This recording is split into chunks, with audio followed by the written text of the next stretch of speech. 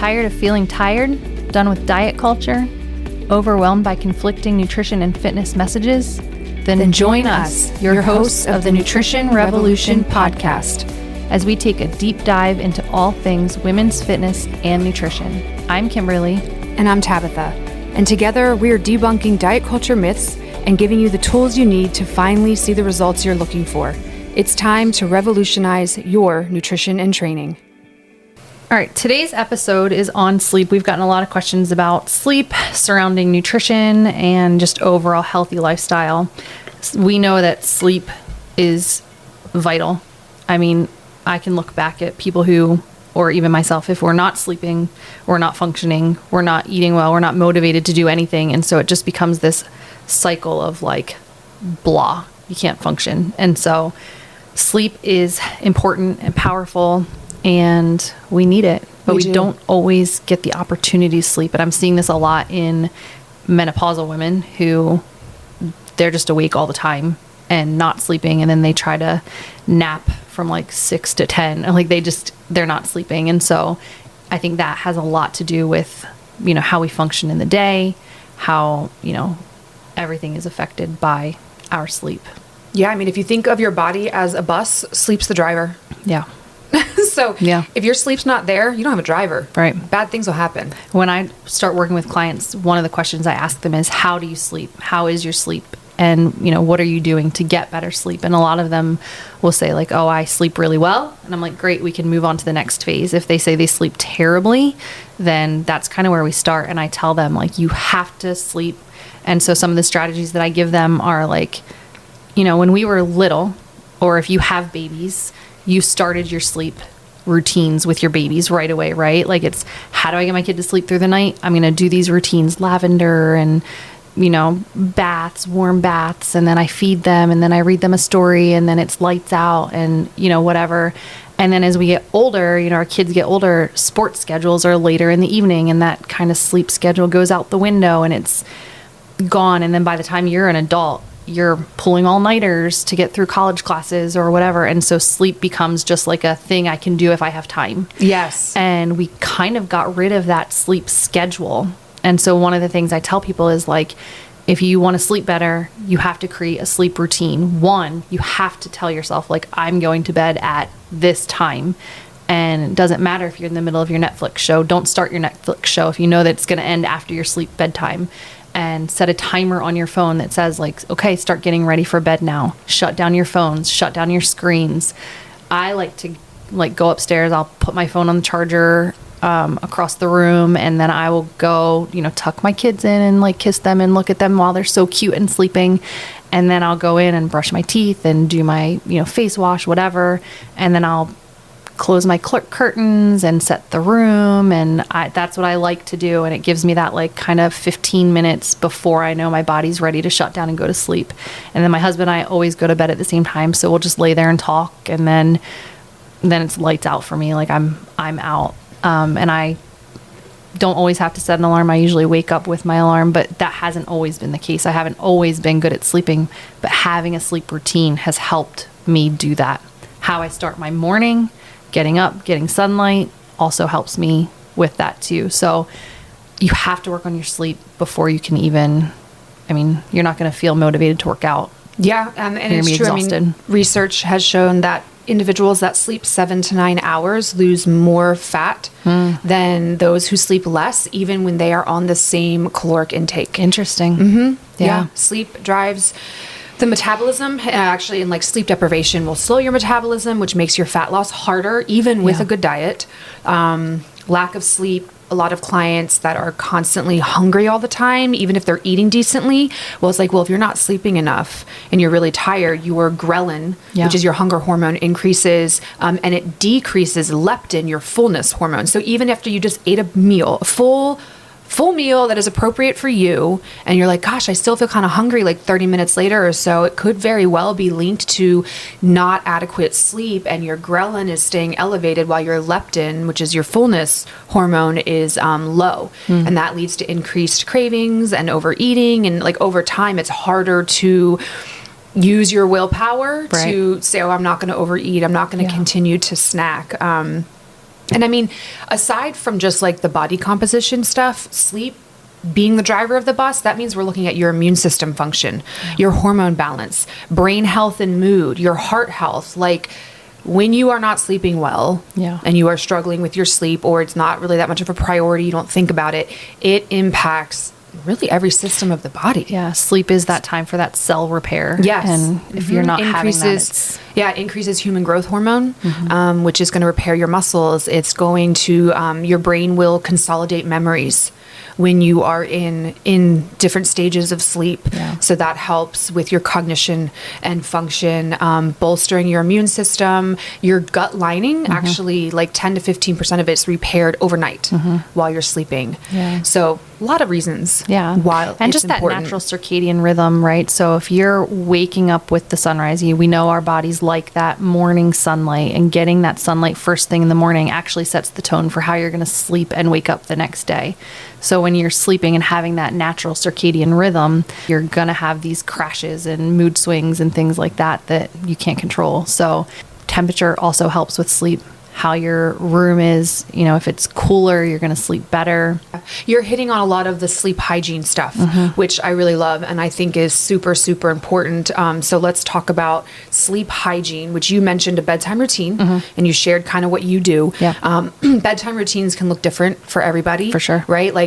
But general sleep hygiene, some of the key points, things to focus on are getting off your screens, ideally 2, maybe even 3 hours before bed, but at least 1 hour.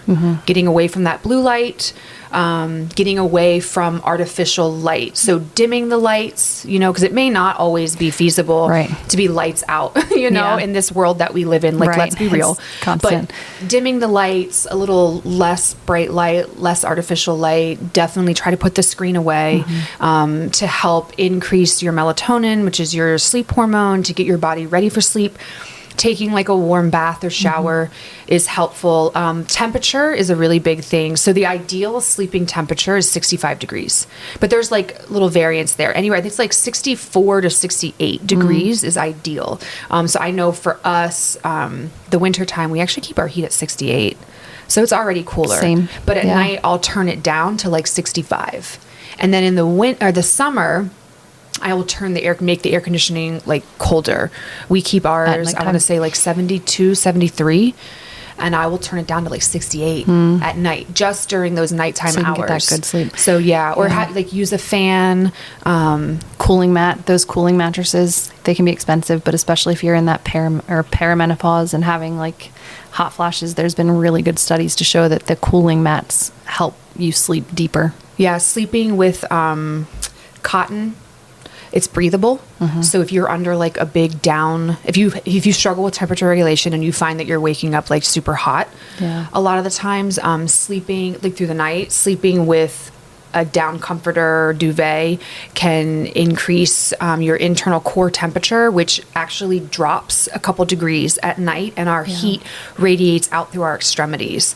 So you want warm hands and feet, but a cool central trunk. So sleeping with like lighter, thinner blankets and that are cotton are going to be really helpful, along with trying to get your temperature lower. And I realize some people might be like, okay, well, I just can't turn my air conditioning down to 68 at night in the summer. Turn it down a little bit. Naked. Sleep with little to no clothing, light blankets, a fan if you can. If you don't have an overhead fan, you can get like tower fans for pretty inexpensive on Amazon. To try things to help cool you down. Even taking like a cool shower. Versus a hot, and then allow your body to kind of warm up naturally instead of like putting on lots of layers of clothing can be helpful for temperature regulation. Okay, so sleep hygiene, we said the screens and the light, temperature. Eating. Yeah, the foods that you're eating. Food is a big one. 2 to 3 hours before bed. Stop eating. Digestion and sleep both pull on our parasympathetic drive, and digestion has a stronger pull. So what that means is, and you may have noticed this in your life, for our listeners, you eat a big meal and then like an hour and a half later try to go to bed and like you toss and turn. Yeah, you're still digesting. So 2 to 3 hours. I like being more on the 3 hour end of shutting down my eating window before bed. And also what you're eating. So protein would be a better option than like having a big sugary snack, or, and this is a big one, your alcohol nightcap is not helping you fall asleep. It might make you sleepy, drowsy, but it's waking you up also. So if you're waking up at 3 o'clock in the morning, it's because your blood sugar levels are... Alcohol impairs the brain, the sleep architecture. So it's the quality of the sleep that it's impacting. And actually, fun fact, having a complex carbohydrate snack actually increases melatonin naturally. Like bananas are naturally increase your melatonin, or like tart cherry juice that doesn't have any added sugar. Yeah. So cold tart cherry juice, having a small complex carbohydrate snack before bed can help with your melatonin too, especially if you're like, okay, I'm feeling really hungry, because also not eating enough throughout the day and then you wake up in the middle of the night hungry, you're going to have a hard time getting back to sleep, staying asleep when you're hungry, and those blood sugar levels have decreased.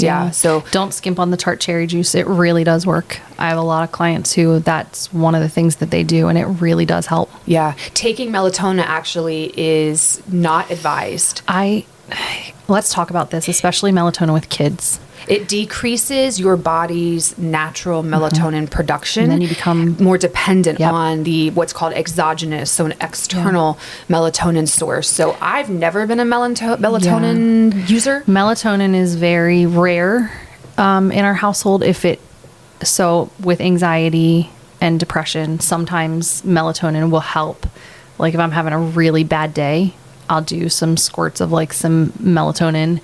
But that's really rare. In fact, I don't even know if I have any at my house. And then with my kids, the only time they ever get melatonin is if they're sick, just to help them take the edge off and fall asleep. But I see families giving their kids melatonin all the time, and your kids are not going to be able to fall asleep naturally without it. So you have to find, again, a sleep routine or temperature, or what is it that's making them not be able to sleep?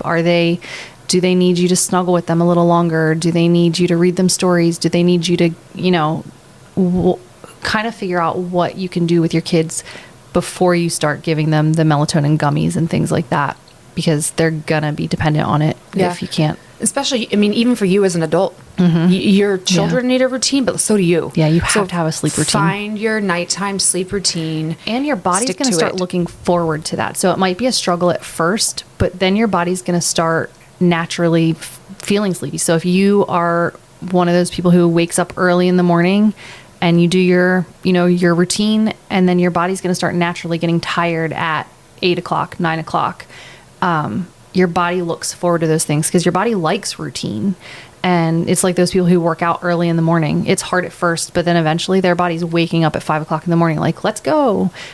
Your body's naturally adapting. It's awesome like that, where it can adapt to those things. So your circadian rhythm. It's looking forward to that routine. With your circadian rhythm is going to be best outcomes for your sleep overall. Okay, so sleep hygiene, super important. Having your nighttime routine. What do you do if you're not sleeping? If none of this works, Tabitha, what are you doing? Yeah, so this is really interesting. Was not sure how much I was going to share of like what I'm currently struggling with, but for the last, but it was part of the programming that I'm doing, the cognitive behavior therapy for insomnia, so it's called, that I'm currently been engaged in for the last month. One of the things recently, like this week, in like my little micro learnings, was that I needed to share with others my insomnia journey. So for context, I have actually always been a really great sleeper, and I am someone who very much values sleep, and I understand the importance of it. And like, even when I was in college, like the running joke, if I was out late, like midnight or later, it was like, whoa, Tabs is getting crazy. Like she's out. Like, I don't like late nights. I've always been more of a morning bird. I like getting to bed. I truly, like, my sleep is sacred. Yeah. And I was like an 8 to 9 hour a night gal. As I've gotten older, I'm really good with like 7 to 8 hours. Yeah. And I have good sleep hygiene. Like, I'm very intentional for years and years, not being on my phone and screens, like not watching TV. I'm a reader. I like to read things to settle in. So I have a good routine. I've always slept well. And I would say it's normal to have off nights. every human will experience it. And actually, fun fact, 90% of adults will experience some episodic insomnia throughout their life. Anyways, I would have maybe like one night a month where it was bad, and I would like wake up in the middle of the night and not be able to fall back to sleep for 2 hours, right? That's kind of considered normal. Yeah. Not a big deal. Have you ever experienced that? I mean, I have mine. I could contribute to food or anxiety or something, but I see it a lot now with like people who are perimenopause, like they're just not sleeping. Yes. So it starts in like your 40s where you have these moments where like you're up until 3 o'clock in the morning and you can't fall asleep. Or up at 3 and then you like have a 6 a.m. alarm and you're like, oh, well, so that's I can see I see where it's headed. Yeah. Yeah.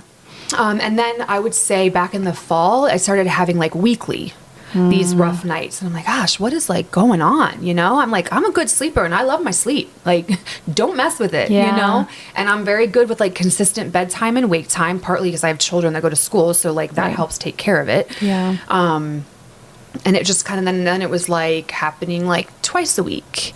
And then by around Christmas time, my husband has been dealing with bulging and ruptured discs in his back for like 15 years. The last 10 years have been pretty bad off and on. And the day after Christmas, he had a really bad flare up where he was like down and out, and it was like the worst ever because he started having like really intense sciatic pain. And so I was like waking up a lot with him because he would be in like agony if he like rolled over the wrong way at night. And it was really bad. Yeah, that's awful. And so then it was like I started like getting woken up like more and more. And so by the time like January rolled around, I was having like 3 nights a week where I'm like up, heart racing, mind can't stop, feel like I was just out running, breathless, gasping for air, totally wired. Like panic? At 3 a.m., like panic. And then it would just like be like electricity, like humming through my body, like radiating out through my extremities. And I would just be like up and I couldn't calm down. I'm like, what in the actual heck? Yeah. This is the worst. And then I started getting anxious because I know all of the things that sleep is essential for. Right. And how important it is. And then I just like not feeling great. So then it was like during the day, middle of the day, I'm like, oh my gosh, what is my night going to be like? Oh, so then like, you were do you know what I'm worried saying? about so then going I'm getting to bed like at night. revved up, keyed up in the middle of the day. And I'm like feeling like this tension in my chest radiating outwards. And I'm like, what is going on? Like I recognize that it's anxiety, not something that I've actually ever dealt with before. Maybe like situationally, right? But not for like no a reason. daily. Yeah, exactly. And especially not over sleep. Like I've always been the kind of gal that was like, yes, bedtime. Yeah. Like, do you know what I mean? Everybody go to sleep. Yes. Yeah. And sleep train my kids from day one. Yeah. Okay. And that was just compounding things. And then by like mid-February, it was like almost every single night. My goodness. I'm like waking up and it was getting worse and worse and worse. And then like beginning of March, I'm sleeping an hour and a half a night. 3, maybe a 4-hour night broken if I was lucky. And things were spiraling. And the anxiety that I was feeling, the stress, how is this going to impact my health? Am I going to end up getting sick? I'm not functioning as well. I'm really struggling with like motivation and focus. Those of you that follow me on Instagram, I've been really quiet lately, more so than normal. And it's because like I don't have it in me right now. Like I'm so sleep deprived. The last thing you want to do is think about complex things. Content. And like, you know what I mean? Like I'm like literally just my business, my family, trying to eat healthy. Like those are the 3 things. Like make sure my kids have what they need and everybody's getting where they need to go. Make sure my clients, I'm touching base with them. And then like, do we have food in the house? And that's literally it. Like I don't have the mental real estate for much else because of these sleep issues. So I finally just decided like the beginning of March, I was like, I have to do something because this is so not like me. And I don't want to take sleeping pills and drugs that are habit forming that may help me fall asleep and stay asleep, but it's not good quality sleep. It impacts like the sleep architecture negatively. And then again, they're habit forming. Like then you're addicted. Well, addicted is the wrong word, but you are. Yeah. I mean, you feel like you need them every night to go to sleep now. You need more and more because it takes more and more to get the same, right? So I'm like, okay, that's not the road that I want to go down. So I started doing some research. And I came across cognitive behavior therapy for insomnia.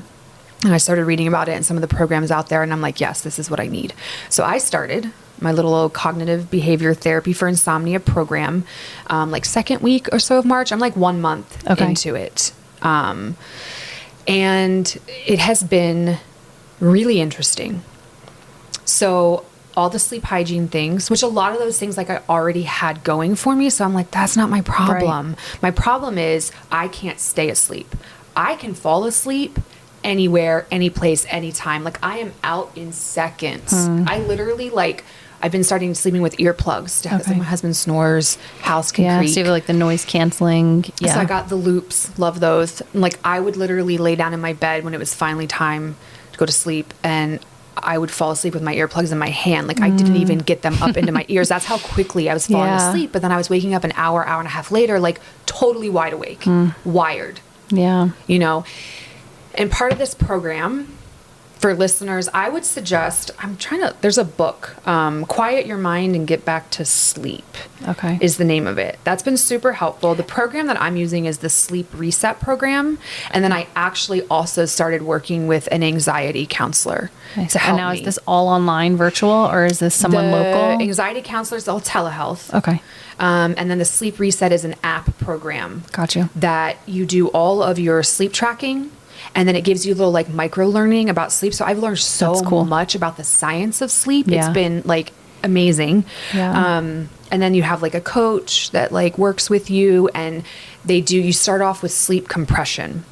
So my sleep window right now is 6 hours and 15 minutes. And so the idea of sleep compression is that you have the same exact bedtime wake up every day, weekend, holiday, doesn't matter. And that regardless of how you slept. Right? So like last night I got like 3.5 hours. Okay. But I had to get up at my set 6 a.m. So mine is 11:45 to 6. And when I first started the program, it was just 6 hours. So as you reach greater sleep efficiency, they'll increase your sleep window of 15 minutes. So now I'm at 11:45 to 6 a.m. instead of midnight to 6, which let me tell you, that was some sort of special torture. Yeah. Staying up till midnight. Like I'm like literally like sitting on my couch, sitting upright, and I'm like nodding off. And then I had to like get up and like force myself to do laps around my dark house. So you were not allowed to sleep before that time frame. Right. And the idea is that it increases your sleep drive. Okay. So eventually your body is going to just like pass out, stay asleep. And it ebbs and flows. Right? Like I would end up having a night where like that kind of happened. And if I woke up, it was maybe for like 10 minutes and then I was right back out. But like you're already so tired that it's not really making a dent into, you know, the sleep deprivation, your sleep bank, I guess, if you will. And then, you know, stress happens and, you know, then you're right back, you know, you have another like bad night and then you have a couple decent ones and it just ebbs and flows. But part of the cognitive behavior therapy for insomnia is my sleep hygiene, my sleep compression schedule, which is really hard, especially when that alarm goes off at 6 and I maybe was up from 3 to 5:30 and just dozed off for 30 minutes. Yeah. And then the alarm goes off and it's like, I got to get up and go on with my day. And then naps. So naps can be 25 minutes and it has to be before 3 o'clock. So. And then you have to stay up till midnight. Well, 11:45 right now. And I can be within 15 minutes. Okay. So right now, honestly, I make it to 11:30. Yeah. And then I am like toast. Yeah. Black toast. Just burnt toast. Burnt and done. Yeah. What was I saying? So you have to stick with that compressed sleep. Sleeping with that as like, you know, consistently as I can. Yeah. And that's on the weekends too? Yeah, just 7 days a week. Okay. Does not matter what's going on. And then as far as the anxiety I was feeling, I'm doing scheduled worry time. So if any of you are out there that are like, okay, this is me, I feel like all of my worries at night, because like that would be another thing. It's like my brain would just not stop. Yeah. And I am a worrier by nature. I'm a type A perfectionist. It's kind of in my DNA. Yeah. You know, like, so I have scheduled worry time where I sit 5, maybe 10 minutes and I journal my worries and I literally write them out. And then I write down the facts that support my worries, if there are even any, right? Or the facts that are not in support of my worries. And I just write them out and I give myself that space uninterrupted and focused. And after doing that for like a week or two, it really is helping. That is such a powerful tool, and one that I think, so with sleep and anxiety, one of the things they say is to keep a journal on the side of your bed so that when you do wake up, or if you are not sleeping, you write it all out. So like, I put it all here, and now this is where it is. I can do this tomorrow. I can think about these things tomorrow because they're written out, and I'm not going to forget anything. It's there.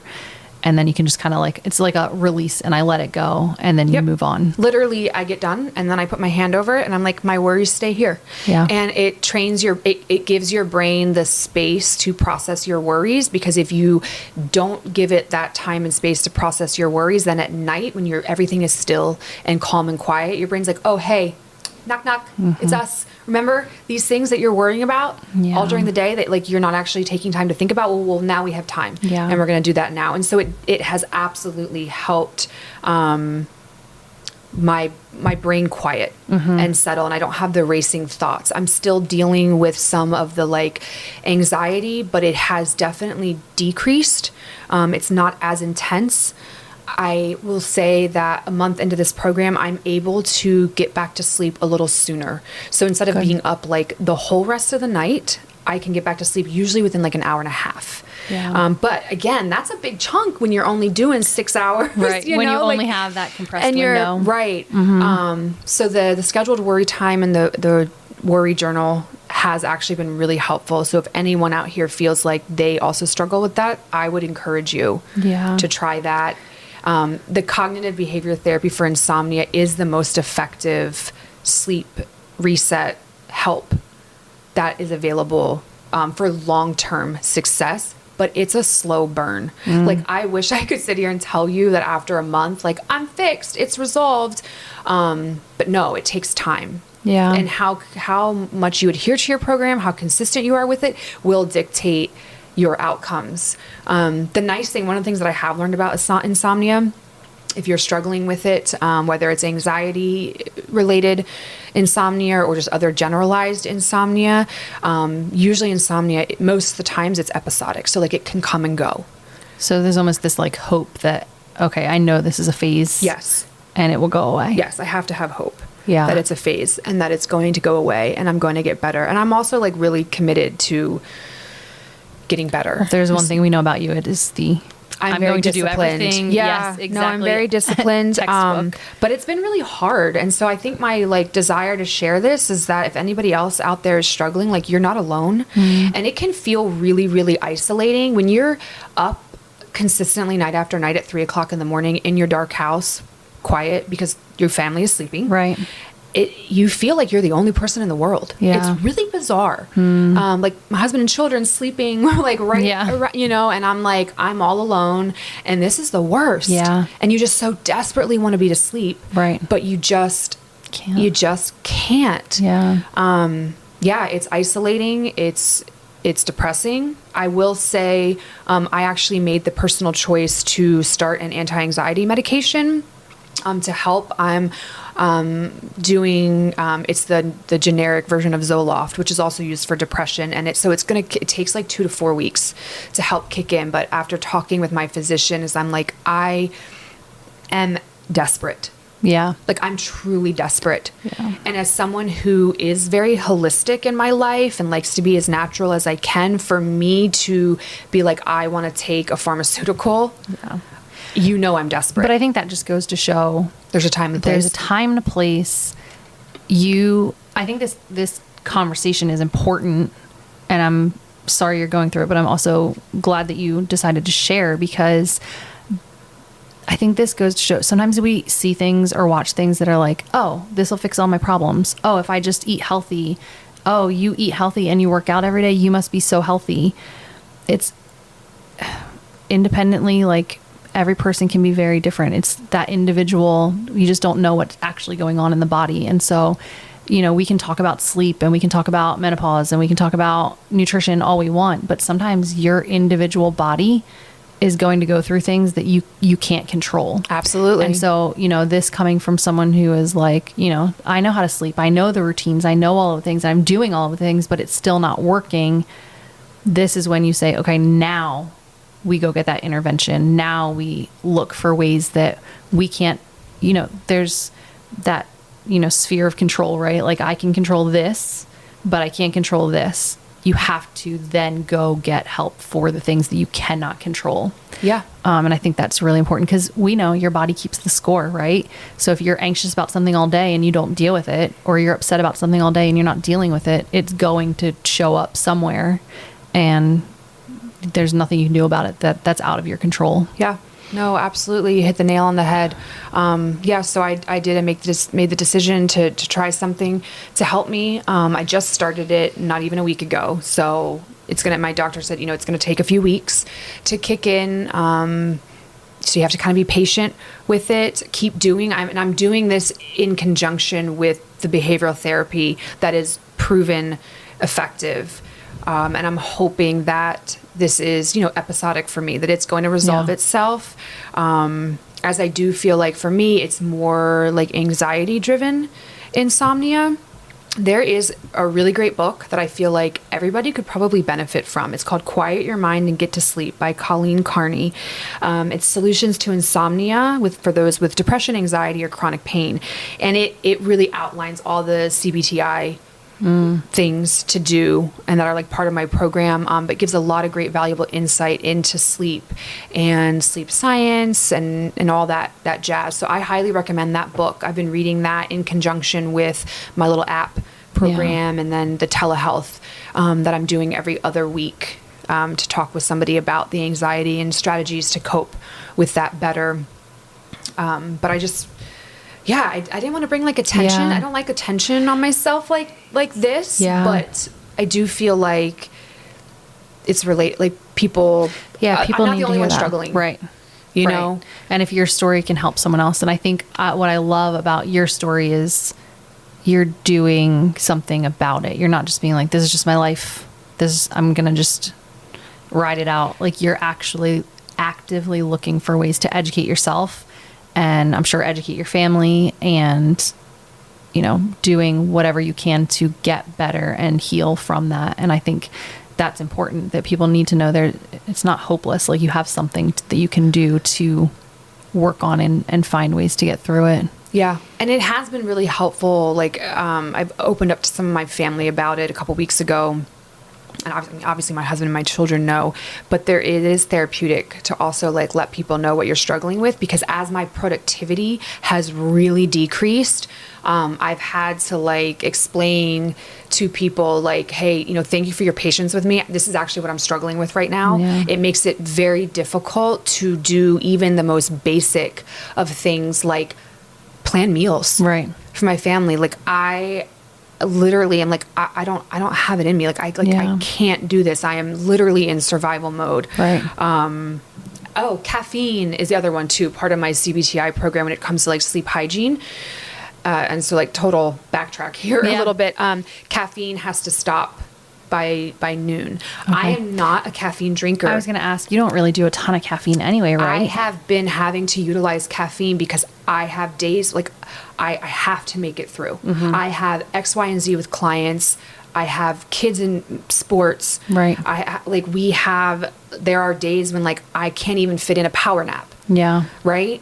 So I have utilized it, not a lot. I do, I don't drink coffee.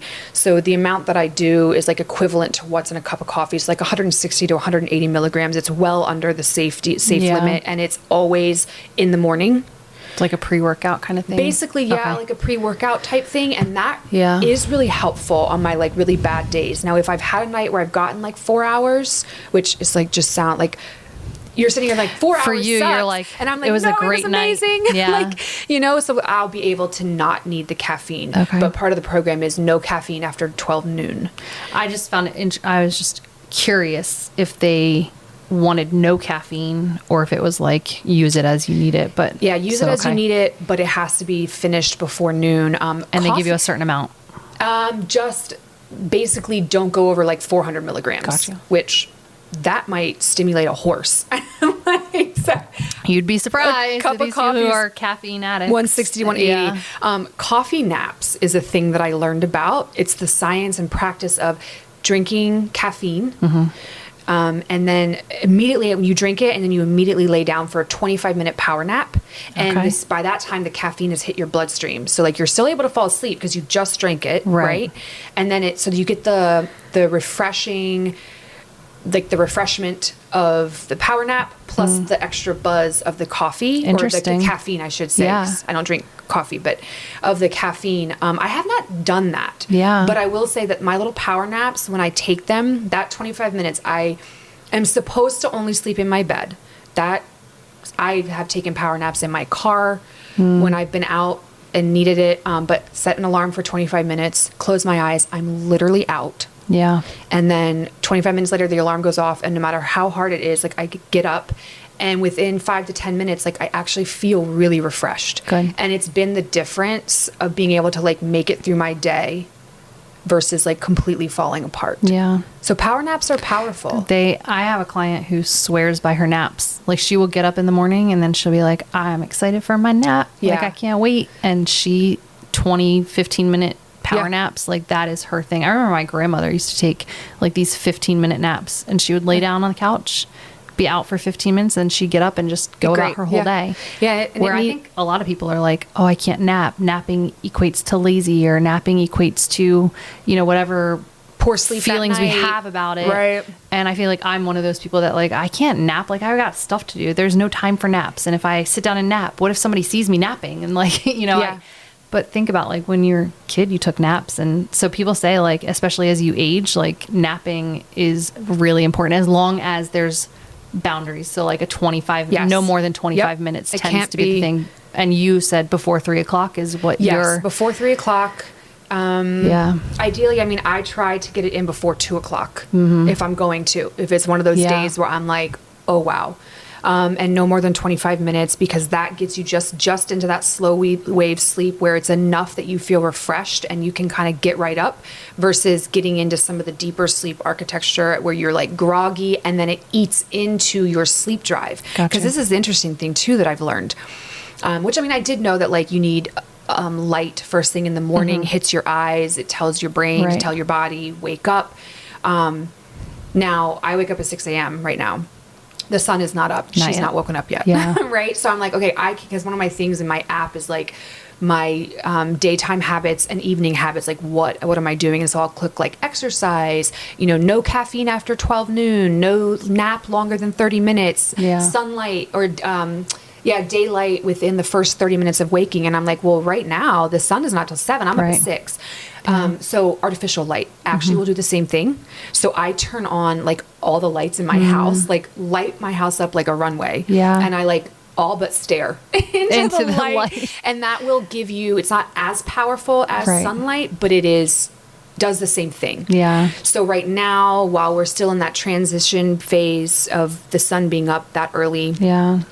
But then once the sun is starting to come up around like 6:45, I have like big windows in my living room that outlook our backyard. I like lift the blinds and I just like, obviously I'm not looking directly into the sun. Don't do that. Don't do that. Well, from a window, it wouldn't be as bad, but yeah. So I'll just stand there with the light, facing the light, and then like I'll log my sleep and everything. And actually, so while they're like, don't be on your phone at night, being on it first thing in the morning can help too, if you're in a situation where you can't get to that sunlight. Right. So those are some of the strategies that I've been implementing. Like I said, is it resolved? No, but it is. You can see improvements. I can see improvements. The anxiety. I mean, went from like waking my husband up, who's been super supportive and is always like, babe, wake me up. Like if you need help, wake me up. Where I would wake him up and I'd be like, lay on top of me because I feel like I'm going to go out of my skin. Oh, Tabitha. Do you know what I'm saying? Yeah. And then they had me holding ice cubes to try to get my brain to like focus on something else. Yeah. So I was like holding ice cubes, just out of my mind, feeling like I'm going crazy. Now it's way more mellow. I can control it. I can get up. I fold laundry. I read a book. They want you to do things that are non-stimulating in the middle of the night. So if you are someone that's having trouble staying asleep and you're waking up, that's the other thing too, is if I'm up for 20 minutes, I need to get out of my bed. Because one of the things they say is that your brain can start associating your bed with stress and anxiety, not sleep. So part of the program is if I wake up, I look at the clock, 20 minutes later, if I'm still awake, I need to get physically out of bed. I will usually fold laundry or I read, non-stimulating, very almost dim like light. Resets your day. Yeah. Something kind of boring. Yeah. Something that like you don't want to be caught at work doing. No TV, no screens. Yeah. I think that's really important because this is what, and I kind of did this and caught myself doing it when I was like up breastfeeding my daughter or my son. I would sit on my phone and scroll while I'm nursing to keep myself awake while I'm nursing her or him. And, that became a habit. So even when they did start sleeping through the night, if I woke up at 2:00 in the morning, I would roll over and get on my phone. And I had already, like when we moved to Delaware, we made a rule, like no TVs in the bedroom. Like the bedroom is not for watching TV. Like you have to get used to your bedroom just being like the place where you sleep. And, so I have like no TVs in the bedroom rules. Like we have one TV in our house. And, I also started putting my phone either on my husband's nightstand or like across the room, plugged in somewhere else, not in our bedroom. And I usually turn it on airplane mode, so I'm not getting notifications or anything. And that has made a drastic difference. But I see a lot of people will wake up and they're like, well, I can't sleep, so I just watched a show. Don't do that. Yep. Get up, do laundry, clean, read mindless, a book. boring chores, read a book. Meditate, do some yoga, something. Yeah. But don't get on screens like that. Really, you're not going to go back to sleep. And it can create anxiety too, because you're watching the news or you're watching a show or something like that, right? Yeah, they actually say as part of my program is like, if I'm going to listen to a podcast or something, like it cannot be controversial. It cannot be anything Just that is turn on the going to Calm get app. me amped up. And interesting, your brain can actually get conditioned to want to be on the screen in the middle of the night and then just start waking up like, hey, it's TV time. So when you're doing something that's boring, meaning non-stimulating, still in dim lighting, like I have a little lamp in my living room that's a very soft yellow light. It's just enough that I can read, okay, but it's not stimulating light. That's what I'll turn on, and I'll just read. And also I'll do breathing, I'll do progressive muscle relaxation, I do other things to kind of get myself resettled. And then once I feel sleepy and I start yawning, that's when I'm supposed to get back in bed. So that way I'm trying to retrain my brain to view my bed as sleep time. Yeah. Other kind of fun fact or thing, there are 2 things that are allowed to happen in your bed. The 2 S's, sleep and sex, and that's it. So I used to always read in bed as like my wind down. Like I'm not now. Literally, sleep and sex are the only things that should be happening in your bed. Yep. Other than that, you're up and out. So I feel hopeful. Yeah. I'm going through it the best that I can. I feel like I'm doing everything that I can.